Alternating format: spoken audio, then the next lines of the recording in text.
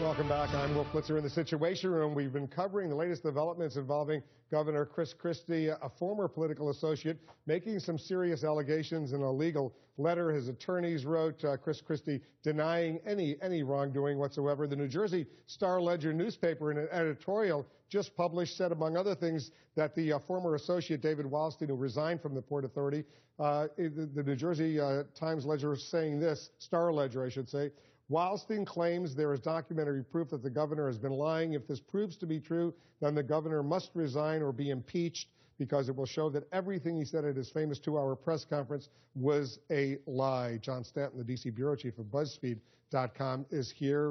What do you think about all of this? I think that, when you're in the middle of a scandal, if you can't answer the question in 2 or 3 words, I didn't do it, no, and you get into these long explanations where you're giving all these dates and times when I knew things and times when I didn't know things, you're in trouble. I think if you look at past scandals involving Anthony Weiner or others, they always have these kind of long, drawn-out processes where they give long, detailed answers, and then they have to come back and give a whole other set of answers. And I think this is at least politically problematic for him. Now, whether he's done anything wrong, I think is almost becoming besides the point. So legally, you don't know. There's no smoking gun by any means, but politically, you think he's in trouble. Yeah, and it's really creating this picture that of a lot of people have always sort of had about New Jersey politicians, and that it's a little bit dirty, and they sort of do these kind of things to each other. And it's starting to stick to him now. And even if he ends up being exonerated, it could not go away from him. Well, we have a couple New Jersey politicians on the phone right now. John Wisniewski is still with us. So what do you make about that? You're one of the co-chairs of this investigation in the state legislature. It's too early to make any final pronouncements about what this means. But what it does say are there serious concerns about the veracity of the governor's statement. That was made clear by the letter that Mr. Wildstein's attorney wrote, where he point blank says that you shouldn't believe the governor. He says it based on emails or other documents that his client has in his possession that the committee hasn't seen. I think we need to see those documents to determine whether or not he's got a credible argument that the governor wasn't telling the truth on January 8th. I mean, I think all told, the governor has shown a remarkable lack of curiosity about what happened, what was carried out by his staff, and that's an entirely different issue.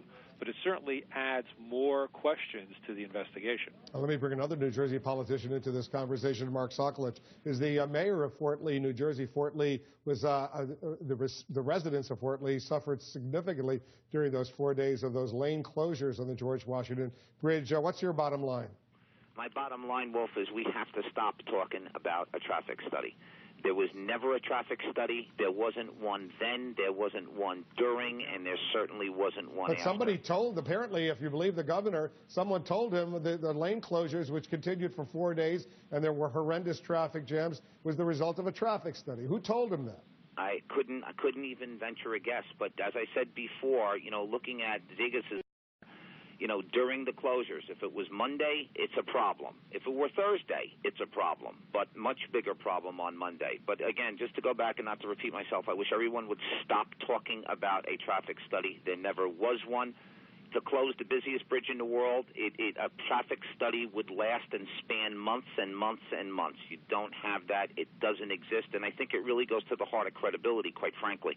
Dana Bash is here. You've been working your sources. Well, just one thing I also wanted to point out, and I'll talk about that in a second, is that the Star-Ledger says Wildstein claims there's documentary proof that the governor has been lying. No, words matter here, facts matter, and especially when you're talking about specifics, politics aside. Wildstein's lawyer does not say that Christie was lying. It was very carefully written, saying that he has some evidence tying Christie to the fact that he knew, or pushing back on the fact that Christie may have known about it during the time. That's very different than saying that he lied. Well, at one point, he does say in the letter, Mr. Wildstein contests the accuracy of various statements that the governor made about him, and he could prove the inaccuracy of some. About him, not necessarily about what the governor knew in the traffic study. So, look, I mean, the problem for Chris Christie is that this has become personal. I was just talking to somebody who is a friend of Chris Christie's, who is concerned about the fact that during the press conference, he really kind of waved some red meat in front of Wildstein, saying the whole, like, I was class president, I was a football star, and he was a dork. I mean, he didn't say that, but that was sort of the gist. I mean, everybody who's ever been to high school kind of gets that, and that maybe that wasn't the best idea, because this is a guy whose back is up against the wall, his reputation is at stake, his livelihood, everything is at stake, and clearly this letter, the whole point of it was to get legal fees back to pay for all of this, but it's also he's also somebody who has been antagonized. Wrap it up for us, Chris. Well, I just think, to piggyback on what Dana says, what's also interesting is that when he got at the Port Authority, he was introduced as a good friend of the governor who needs a position on the executive level. They created a position for him that had broad authority so that he could be able to see everything that was happening there. And people assumed that he was the eyes and ears of the governor. Exactly. So to then distance himself so much, to your point, I think is very interesting and would make him angry. We got to wrap it up, but we've really gone through a lot. John Stanton, thanks very much. Chris Freites, Dana Bash. Mayor Sokolich, John Wisniewski, Alan Dershowitz, thanks to all of you as well. We'll continue our coverage of this as we get more information.